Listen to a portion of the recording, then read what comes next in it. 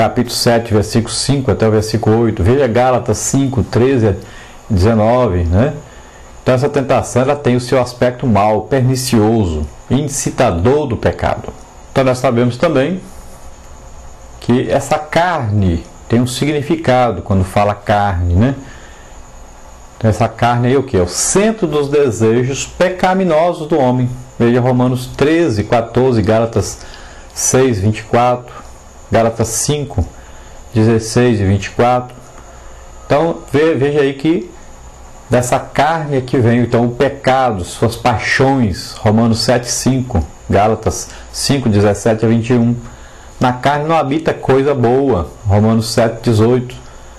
Devemos então salientar que o termo carne aqui não se refere ao corpo humano, que não tem nada de mal em si mesmo, mas a natureza carnal é herdada então aí pelos nossos pais, né? O corpo do crente então é o templo do Espírito Santo.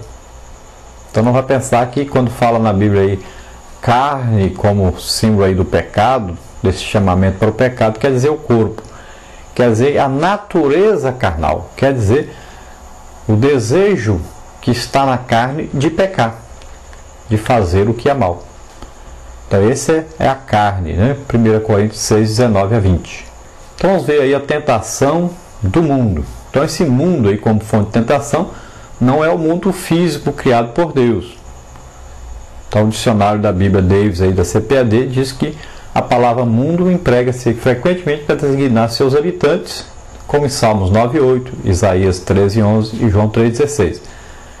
Então não quer dizer isso. O que quer dizer esse mundo aí? Então o dicionário teológico aí refere-se ao mundo aí, dizendo no campo da teologia que é o sistema que se opõe de forma persistente e sistemática ao reino de Deus. João exorta que não amemos ao mundo, né? Não amemos o mundo, nem o que no mundo há. Por quê? Porque tudo que há no mundo, a concupiscência da carne, a concupiscência dos olhos e a soberba da vida, não é do Pai, mas do mundo. Veja 1 de João 2, 15 e 16. Tudo isso então é fonte de tentação. Olha bem, essas três coisas aí são sempre usadas por Satanás para enganar o homem, para tentar o homem levá-lo à queda. Sempre são essas três coisas. Olha, a Eva viu o fruto e achou bonito.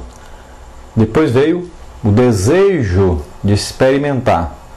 E depois veio o desejo de ser grande por experimentar desse fruto. A tentação de Jesus, mesma coisa. Olha os pães, olhar. Depois, desejar comer. Então, primeiro olhar as pedras, transformar em pão, comer, alimentar a carne. E depois o desejo de ser grande, soberba da vida, né? Pula de cima aqui, todo mundo vai te ver, né? Você vai ficar famoso. Então esse desejo de ser grande. Então começa com o olhar, o desejar, possuir e depois, tendo possuído, ser grande por ter possuído aquilo. Então Satanás sempre vem com esse tipo de tentação. Veja, por exemplo, então, a tentação, o terceiro tipo, que é da parte do diabo, então. É a fonte mais cruel da tentação. Seu caráter é sempre destrutivo. Jesus foi tentado. Então é a fonte mais terrível e avassaladora da tentação. Dela não escapou nem mesmo nosso Senhor Jesus Cristo. Após o batismo em água, ele foi conduzido então pelo Espírito para ser tentado pelo diabo lá no deserto. Veja Mateus 4:11, Marcos 1:13, Lucas 4:2, né? Foi o único ser humano até hoje que nunca caiu então em pecado, que nunca transgrediu as palavras de Deus, que nunca caiu na tentação. Hebreus 4:15 diz isso. Então a Bíblia nos mostra que os homens de Deus foram tentados. Homens de Deus do porte de Abraão, Sansão, Davi e tantos outros homens foram tentados pelo adversário, por Satanás, a fazer o que não era da vontade de Deus e com sérios prejuízos para suas vidas. Será que os homens comuns são tentados? Também são tentados. Os homens são tentados a praticar toda espécie de males, crimes, violência, né? Estupros, brigas, ciúmes, guerras, mentiras, calúnias, roubos, etc. Os homens são tentados a fazer todo tipo de coisa ruim. E os crentes são tentados? Sim, os crentes são tentados. Até os crentes em Jesus são vítimas da ação do maligno, quando causam prejuízo à igreja do Senhor, com escândalo, calúnias, invejas, divisões, rebeliões, busca pelo poder, politicagem religiosa e tantas outras coisas ruins. Vamos ver como é o processo da tentação. A tentação se constitui então no processo que tem os seguintes passos.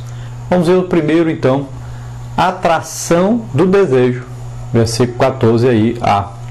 Mas cada um é tentado quando atraído. Então primeiro vem a atração pelos sentidos, são 5 sentidos, vem essa atração aí, que é o que? A visão, a audição, o olfato, gosto ou paladar e tato. São 5 sentidos então. Você veja aí 1 João 2,16, 1 Coríntios 15,33 e Provérbios 6,17. Depois, em segundo lugar, o processo da tentação aí vem com o engodo, ou seja, a isca, o engano, né? Então a pessoa é atraída, seduzida e engodada pela sua própria concupiscência. Essa palavra concupiscência sempre tem um sentido de desejo carnal, de desejo de pecar, de fazer o errado. Veja versículo 14b. Depois, em terceiro lugar, no processo da tentação, vem aí a concepção do desejo, da concupiscência, né? Desse desejo, que é na mente, né? Nos pensamentos. Veja Marcos 7, 21 a 23. O desejo, então, é concebido, só se faz o que se pensa. Versículo 15a. Então, nesse ponto, ainda se pode evitar o pecado. Então, agora vem o pensamento. O diabo não veio a Jesus, a gente vê filmes e tal, com Jesus sendo tentado no deserto, né, por um ser ali, mas o diabo não se materializa. Ele vem no pensamento do homem. Assim como Jesus foi tentado, nós somos tentados. E é isso que diz a Bíblia. Ele foi tentado no pensamento. Nós também somos tentados assim. Vem no pensamento, em tentar fazer com que nós pequemos, né? Então, esse pensamento nós temos que tomar cuidado. Por isso que a Bíblia diz que nós devemos manter o nosso pensamento cativo na palavra de Deus, preso à palavra de Deus, para podermos lutar contra o pecado, as tentações. Temos que manter a nossa mente, o nosso pensamento cativo, preso aí na palavra de Deus, para vencermos. Então, no processo aí da tentação, do pecado, vem a quarta parte, que o pecado é gerado, então. Depois, havendo a concupiscência concebido, dá à luz, então, o pecado. Versículo 15.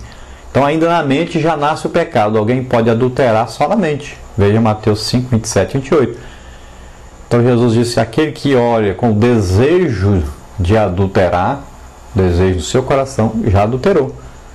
Ele ainda não fez, não praticou fisicamente o ato, mas no seu coração já, no seu pensamento já, então já pecou.